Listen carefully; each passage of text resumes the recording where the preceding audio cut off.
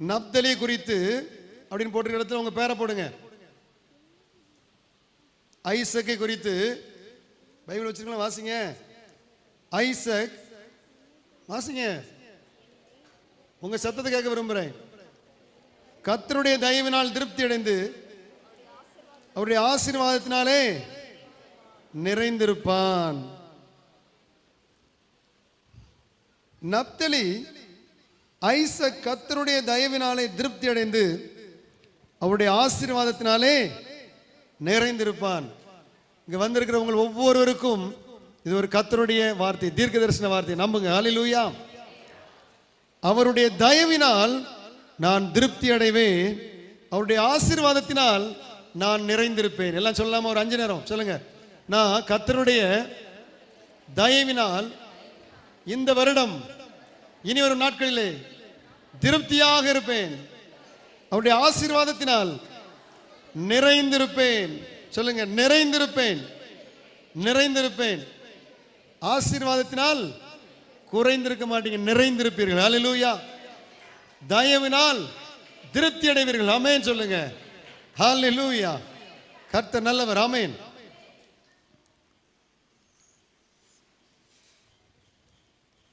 நப்தலி அப்படின்னா என்னன்னா, ஆதியாகமம் 30:8 அவனுடைய தாய் ஏன் அப்படி பெயரிட்டானா, என் சகோதரியை நான் போராடி மேற்கொண்டேன். போராடி மேற்கொள்ளப்பட்டவன், அதாவது என் பையன் போராடி மேற்கொள்வான் அப்படின்னு சொல்லிட்டு நப்தலி என்று சொல்லி பெயரிட்டார்கள். கிறிஸ்தவ வாழ்க்கையில அநேக வித போராட்டங்கள் இருக்கிறது. வாழ்க்கை என்பது போராட்டமே அப்படின்னு சொல்லிட்டு ஃபாதர் பாடுறாரு. அது நல்லதொரு போராட்டம். அப்போஸ்தலனாகிய பவுல் சொல்றார், நல்ல போராட்டத்தை போராடினேன். யாக்கோபை குறித்து பைபிள் சொல்லுது, அவன் தேவனோடு போராடினான், தேவனோடும் மனுஷனோடும் போராடி மேற்கொண்டான் என்று வேதம் சொல்கிறது. அவனுடைய வாழ்க்கை மாறியது, இஸ்ரவேலாய் மாறினான்.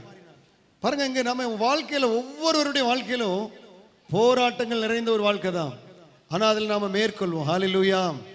எல்லாம் சொல்லுங்க, நான் மேற்கொள்வேன். ஆமென். எல்லாம் சொல்லுங்க குட்டீஸ், எல்லாம் சொல்லுங்க, நான் மேற்கொள்வேன்.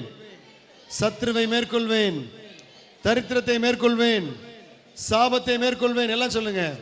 ஹல்லேலூயா. நான் ஆண்டவருடைய பிள்ளை. ஆமென். அதே போல இவனுடைய வாழ்க்கையும் அப்படிதான் மாறிச்சு. ஒரு போராட்டம் நிறைந்ததாய் மாறியது. இருளில் இருந்த ஒரு மனிதனாக தான் இருந்தான், ஈனப்படுத்தப்பட்ட ஒரு மனிதனாக இருந்தான். ஆனா இயேசு கிறிஸ்து அங்க வந்தாரு, நப்தலி நாட்டுக்கு, அவனை மகிமைப்படுத்தினார். ஹல்லேலூயா.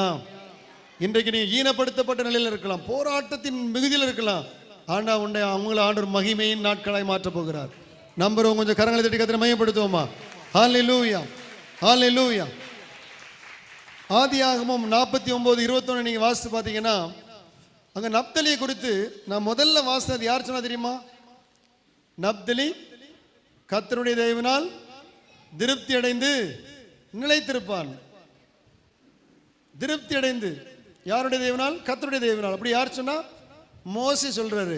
ஆனா அவங்க அப்பா நப்தலியை குறித்து என்ன சொன்னார் தெரியுமா? இதுல சொல்லப்பட்டிருக்கிறது, நப்தலி விடுதலை பெற்ற பெண்மான், இன்பமான வசனங்களை வசனிப்பான். கரங்களை தட்டுவோமா? ஹல்லேலூயா. விடுதலை பெற்ற பெண்மான். ஒரு என்னதான் கிளி அழகா இருந்தாலும் அதை கூண்டுகள் அடைச்சி வச்சீங்கன்னா அதுக்கு ஒரு மகிமே இல்லை. ஒரு மயில் அழகா இருக்கலாம், ஆனா அந்த கூண்டுகள் அடைச்சி அது வாழ்க்கை இருந்துச்சுன்னா அவர் இல்லை. ஆனா விடுதலையோடு நினைச்ச இடத்துல அந்த மயில் பறந்து சாப்பிட்டுட்டு நினைச்ச இடத்துல தோகை விரிச்சு ஆடுதுன்னு வைங்களேன், அதே போல ஒரு ஆசீர்வதிக்கப்பட்டது ஒன்றுமே இல்லை. நப்தலியை குறித்து சொல்லப்பட்டிருக்கிறது, அவன் விடுதலை பெற்ற பெண்மான். ஹல்லேலூயா. எப்பவும் விடுதலையா இருப்பான். பாவம் செய்கிற எவனும் பாவத்துக்கு அடிமையாகிறான். இன்னைக்கு சில பாவ காரியங்கள் உங்களுடைய வாழ்க்கையில உங்களை சந்தோஷத்தை சமாதானத்தை அனுபவிக்க முடியாம அப்படி போராடி கொண்டிருக்கலாம். ஆனா இன்னைக்கு ஆண்டவர் அதை மாற்றி போட போகிறார். ஹல்லேலூயா. உங்களை நப்தலியாய் மாற்றப் போகிறார், விடுதலை பெற்ற பெண்மானாய் மாற்றப் போகிறார். நீங்க என்ன செய்வீங்கன்னா இன்பமான வசனங்களை வசனிப்பீங்க. ஆமென் சொல்லுங்க. எத்தனை பேருக்கு காலையில் எழும்பின உடனே உள்ளத்திலிருந்து ஒரு அப்படி பாடல் வருது, சில தேவனுடைய வார்த்தை வருது, இல்லை உற்சாகத்தின் ஆவி எனக்குள்ள வருது, நான் அப்படி என்னுடைய ஆவி உற்சாகமாக பாடிக்கொண்டிருக்கிறது. அப்படிப்பட்டவங்க மாத்திரம் கொஞ்சம் கையெழுத்து காமிங்க. எல்லாரும் கையெழுத்து விட போய் சொல்ல விடாது. பார்த்தீங்களா? கொஞ்சம் பேர் தான் இருக்கீங்க. அப்போ நீங்க என்னன்னா, நீங்க தான் விடுதலை பெற்ற பெண்மான். கரங்களை தட்டுவோமா? ஹல்லேலூயா, ஹல்லேலூயா.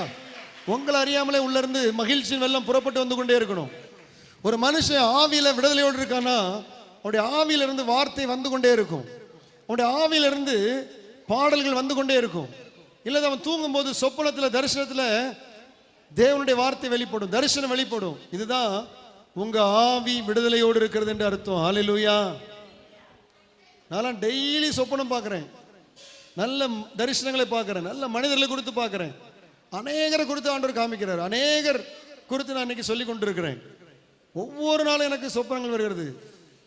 மீட்டிங்காக கண்ண மூடி ஜோம்னாலே போதும், எப்படியும் அநேக வெளிப்பாடுகள் வருகிறது, ஆண்டவர் தருகிறார். ஏன்னா இது எப்போ நடக்கும்னா, ஆவியில விடுதலையோடு இருக்கும்போது. ஹல்லேலூயா. நான் கிறிஸ்தவனா இருக்கேன்னு சொல்லி உங்களை ஏமாத்தி கொண்டு இருக்கிறாங்க. உற்சாகத்தின் ஆவி இல்லைன்னு வைங்களேன், நீங்க விடுதலைக்குள்ள இல்லைன்னு அர்த்தம். எங்கேயோ சிறைப்பட்டு இருக்கிறீங்கன்னு அர்த்தம். ஒரு சமாதானம் உங்களுடைய இருதயத்தில் ஆளுகை செல்லும் வைங்க, எங்கேயோ நீங்க சிறைப்பட்டு இருக்கீங்கன்னு அர்த்தம்.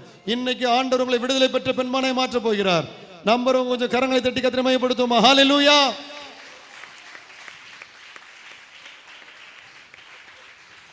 பாடுவேன், மகிழ்வேன், கொண்டாடுவேன், அப்பா சமூகத்தில் பாடி மகிழ்ந்து கொண்டாடுவேன். பாடுவேன், மகிழ்வேன், கொண்டாடுவேன், அப்பா சமூகத்தில் பாடி மகிழ்ந்து கொண்டாடுவேன். பாடுவேன், மகிழ்வேன், கொண்டாடுவேன், அப்பா சமூகத்தில் பாடி மகிழ்ந்து கொண்டாடுவேன். கல்வாரி சிலுவையினா என் சாபங்கள் முறிந்ததையா, ஆபிரகாமின் ஆசீர்வாதங்கள் இந்த அடிமைக்கு கிடைத்ததையா. ஆபிரகாமின் ஆசீர்வாதங்கள் இந்த அடிமைக்கு கிடைத்ததையா. நன்றி, நன்றி, நன்றி. பாடுவேன், மகிழ்வேன், கொண்டாடுவேன், அப்பா சமூகத்தில் பாடி மகிழ்ந்து கொண்டாடுவேன்.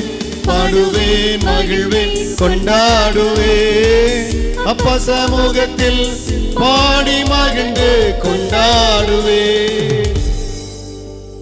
ஹல்லேலூயா. பாருங்க, இந்த கிறிஸ்துமஸோட ஆவியானவர் ஒரு காரியத்தை எனக்கு கவனிக்க வச்சார். ஏன்னா ஒவ்வொரு கிறிஸ்மஸும் ஆராதனை முடிஞ்ச உடனே எந்த சர்ச்சுக்கு போனாலும் சரிதான். சில வருஷம் பெங்களூர் அப்படின்னு போயிட்டேன், ஓசூருன்ட்டு. மற்றபடி இங்கே லோக்கலில் போனாலும் சரிதான், கரெக்டாக நம்ம சர்ச்சுக்கு கடைசியில் வந்துடுவேன். வந்துட்டு எப்படி ஒரு 25 பேருக்காது 50 பேருக்காது ஹாப்பி கிறிஸ்மஸ் சொல்கிற வழக்கம். ஆண்டோடைய பிள்ளைங்க வாழ்த்தணும். ஹல்லேலூயா. ரூத்தெல்லாம் எடுத்து பாருங்க, ஒவ்வொருத்தரும் எப்படி வேலைக்காரங்க எஜமான எப்படி ஆசீர்வதிக்கிறாங்க, எஜமான் வேலைக்காரி எப்படி ஆசீர்வதிக்கிறா, மாமியார் மருமகள் எப்படி ஆசீர்வதிக்கிறா, மருமகள் வேலைக்காரி எப்படி மாமியார் ஆசீர்வதிக்கிறா, எல்லாமே ரூத்தில் இருக்கிறங்க. நீங்கள் அந்த இஸ்ரவேல்கிட்ட இருந்து இந்த நல்ல கேரக்டரை படிக்கணும். ஹல்லேலூயா. நம்ம போகிற இடத்துலலாம் 4 பேர் சந்தோஷப்படணும். ஆமேன்னு சொல்லுங்க. 90% நான் வந்து பார்க்குறவங்களெல்லாம் பாராட்டுறது எனக்கு வழக்கம். கொஞ்சம் சந்தோஷப்படட்டுமே. ஹல்லேலூயா. ட்ரெஸ் இன்னைக்கு வேற லெவலில் இருக்கு அப்படின்னு சொல்லிட்டு ஒரு கையை கொடுத்துட்டு போயிடுவேன்.